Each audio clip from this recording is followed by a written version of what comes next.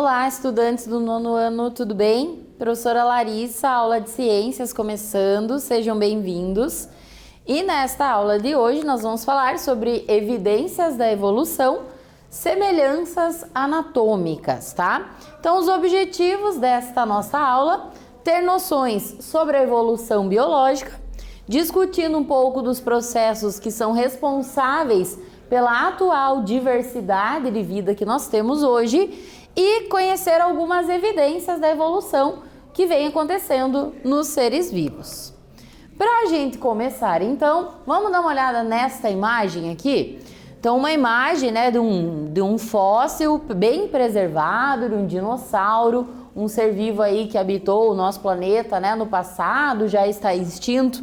Mas a questão para você se perguntar aí, se questionar é: como que o estudo dos fósseis pode ajudar a compreender a evolução biológica? De que forma estudar o esqueleto de um animal do passado, por exemplo, pode ajudar a compreender, né, sobre os seres vivos hoje? Então, os registros fósseis, apesar deles nos contarem muito sobre a vida no passado, eles nos ajudam a compreender a evolução dos seres vivos e as mudanças que acontecem com eles ao longo do tempo também. Então, o estudo desses registros é importantíssimo para nos permitir conhecer cada vez mais dados sobre a evolução das espécies. Ao observar, então, o corpo de diversos animais e de espécies diferentes, a gente consegue perceber que existem muitas características tanto na anatomia quanto na fisiologia, tá? Então, seja na aparência daquela parte do corpo e no funcionamento dele, que são comuns entre seres vivos diferentes. Então, ao estudar registros fósseis, a gente também pode estabelecer comparações, por exemplo, do corpo, né, desses animais com os animais atuais. Isso também nos mostra, né, dados importantes aí sobre a evolução. Então, essas características analisadas de anatomia, de fisiologia, elas são consideradas evidências, provas da evolução.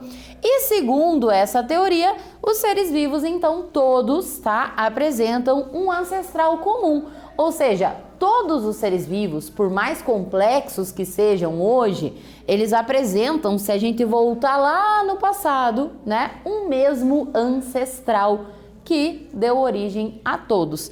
Porém, por que somos todos tão diferentes então? Por que existe essa enorme variedade de vida então, se todos têm o mesmo ancestral? Por conta da evolução que acontece com as espécies, né? E essa evolução é um processo extremamente lento, porém constante, que vem acontecendo aí ao longo de toda a história da vida no nosso planeta. Espécies diferentes, elas podem ter estruturas que, embora pareçam diferentes olhando, elas têm praticamente a mesma função, tá? E anatomia bastante semelhante. Essas estruturas a gente chama elas de órgãos homólogos. Dá uma olhada aqui na tela. Aqui nós temos o braço de um homem, né? Então do ser humano, e ali a pata de um gato. Olha só como é impressionante a semelhança entre o braço e a pata do gato. São estruturas que têm funções, né, diferentes e que são de organismos completamente diferentes, mas a estrutura óssea é muito parecida. Então, nós chamamos isso de órgãos homólogos, tá? No caso, né, do ser humano, o braço, ele tá mais relacionado aos nossos movimentos para pegar, manusear objetos. E no caso do gato, a pata dele está mais relacionada ao caminhar dele, ao saltar. Então, embora tenham funções diferentes e sejam de animais diferentes, a gente consegue ver uma semelhança absurda, né, na composição dos ossos. Então, sempre que estruturas são parecidas assim, tá, nos seres vivos diferentes, a gente vai denominar órgãos homólogos, ok? Um exemplo, então, de órgãos homólogos ou de homologia é a variação dos membros anteriores nos mamíferos. Olha só essa imagem aqui. Novamente aqui nós temos o braço do homem e a pata do gato. Então a estrutura óssea, né, bem semelhante. Olha só a nadadeira de um golfinho. Ela tem ossos que são diferentes, porém a composição, né, ali a quantidade de ossos, a disposição dos ossos é muito similar também. E aqui a asa de um morcego. Então percebam, o braço do ser humano, ele é utilizado aí para a gente conseguir manipular objetos. O gato usa a sua pata para conseguir caminhar, saltar. O golfinho tem o seu membro anterior transformado aí em nadadeira, afinal ele é um organismo aquático. E o morcego é um mamífero voador. Então vejam que os membros anteriores dele, o que seria a pata ou o braço, na verdade é uma asa. Porém, a composição óssea continua sendo parecida com a desses outros organismos. Por isso que nós denominamos essas estruturas como homólogas, tá? E apesar das diferentes funções, correr, nadar, segurar objetos, voar, né, como eu falei, esses membros têm a estrutura óssea muito similar, praticamente a mesma, indicando então pra gente que todos esses organismos apresentam um ancestral comum no passado, que acabou originando todas essas espécies. E antes da gente dar continuidade, temos aqui a nossa primeira atividade da aula de hoje. Ela diz o seguinte: a evolução é uma teoria que afirma que os seres vivos sofreram modificações ao longo do tempo. Essa teoria, ela é defendida, né, sustentada por algumas evidências, como a presença de estruturas que apresentam origem embrionária semelhante, mas nem sempre a mesma função. Como que nós denominamos, chamamos então essas estruturas aqui? Se você prestou bem atenção, tá fácil, né? Nós estávamos falando agorinha no slide anterior sobre isso. Então tenta responder com as suas palavras e vou dar um tempinho para que você possa colocar aí no seu material e já retornamos para a nossa correção.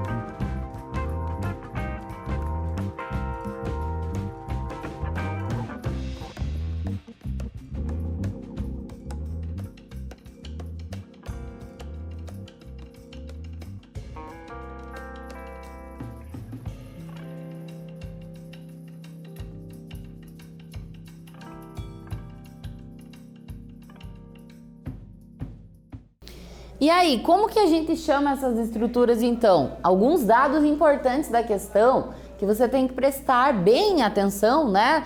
Para não se confundir, para chegar aí realmente à resposta correta, ó.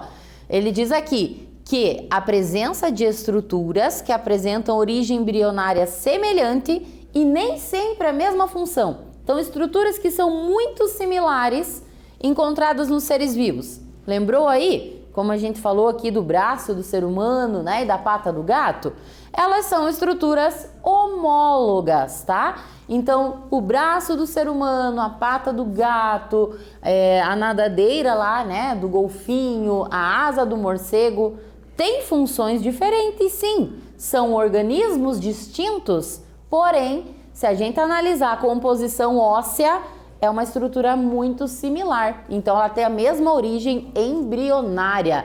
Isso, mais uma vez, reforçando aqui, ela nos prova, né? É uma evidência de que os seres vivos têm o mesmo ancestral comum, tá? Lá atrás na história, né? Foi o mesmo organismo que deu origem a essas espécies. E existem ainda estruturas que, à primeira vista, elas são semelhantes, tá? Para as mesmas funções, né? Aquela estrutura, porém, elas são anatomicamente diferentes e apresentam uma origem totalmente distinta. Essas características, essas estruturas, a gente vai chamar então de órgãos análogos. E aí dá uma olhada aqui para você entender essa diferença. Temos aqui um morcego e uma borboleta. O morcego é um mamífero voador, né? E a borboleta é um inseto. Então, olha a estrutura, como é completamente diferente. A asa do morcego tem uma estrutura óssea. A asa da borboleta já não tem essa estrutura tão complexa.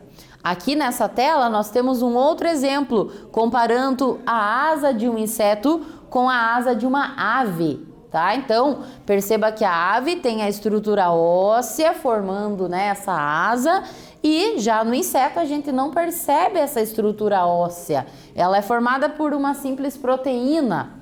Então, são estruturas que, embora olhando assim, né, tem a mesma função, que é voar, mas a origem das estruturas é completamente diferente, tá?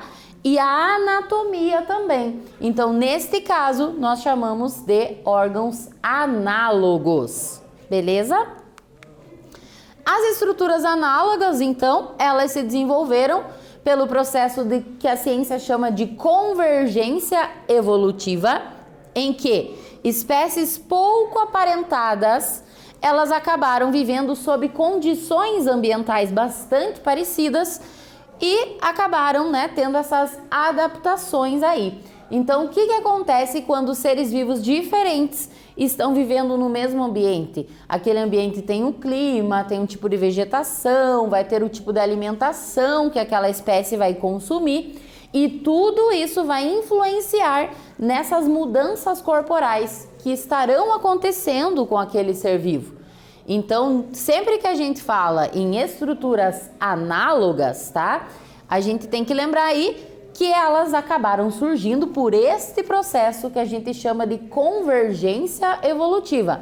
O que é essa convergência evolutiva? O ser vivo vai se adaptar, vai sofrer modificações no seu corpo de acordo com o ambiente, de acordo com o que o ambiente exigir, né, de mudanças naquela espécie, tá?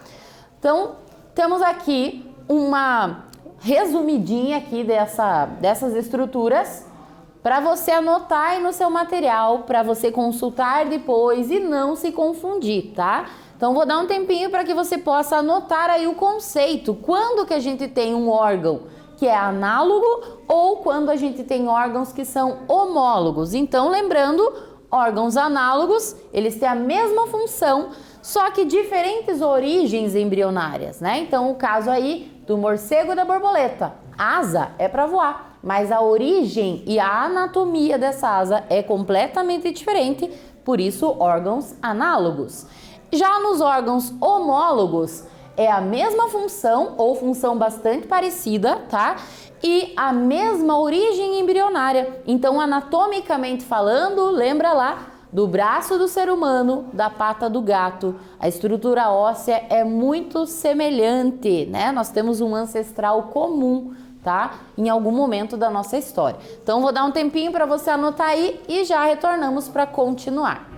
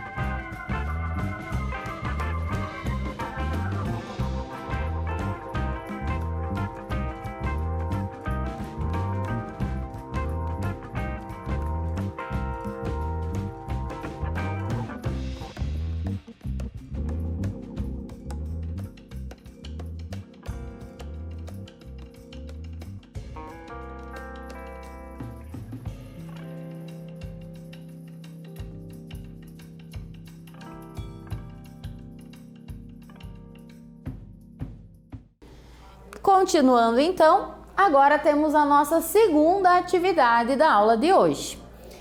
Os vertebrados aquáticos, como o tubarão, o golfinho e o pinguim, apresentam corpo com formato hidrodinâmico. O que quer dizer isso?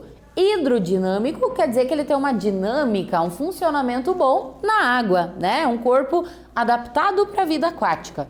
Essa característica ela é considerada uma analogia ou uma homologia na história evolutiva desses animais. E aí, claro, você não vai dizer se é só uma analogia ou uma homologia. Você vai justificar o porquê da sua resposta. Então, volta aí na sua anotação que você acabou de fazer de órgãos análogos e homólogos para que você consiga elaborar a sua resposta. Vou te dar um tempinho e já retorno com a nossa correção.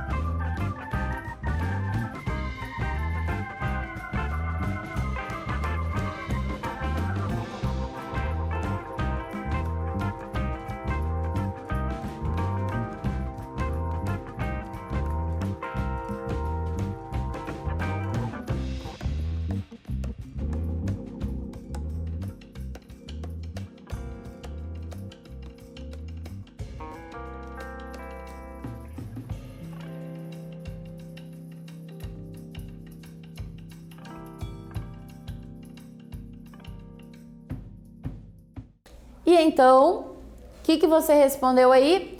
É um tipo de analogia ou homologia? Será que são estruturas análogas ou homólogas?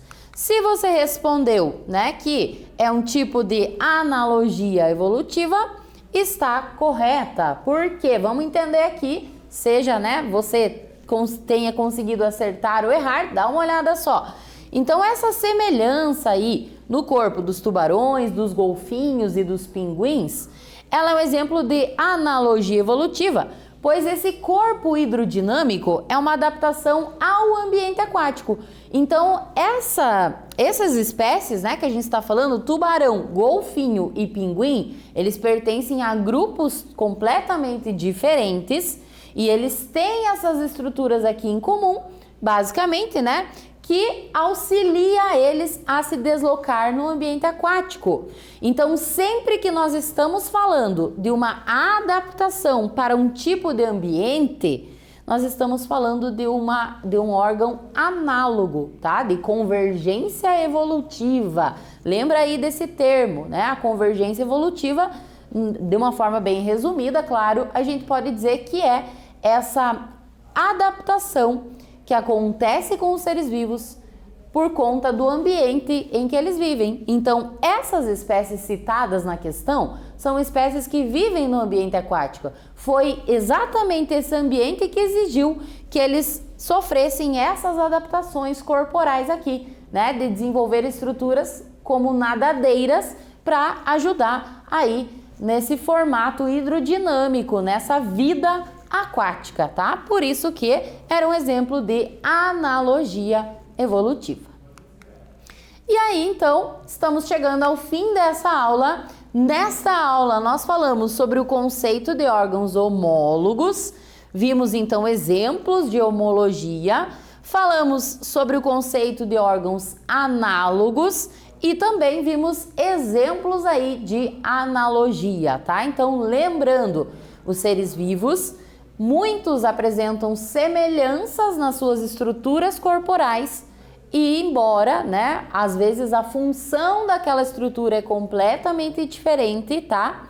Então, por isso que nós temos aí órgãos que a gente chama de homólogos e órgãos análogos. Então, para não confundir, consulta lá, né, o que você marcou aí ao longo dessa aula no seu caderno, tá? Espero que você tenha gostado dessa aula sobre evidências da evolução, semelhanças na anatomia dos seres vivos.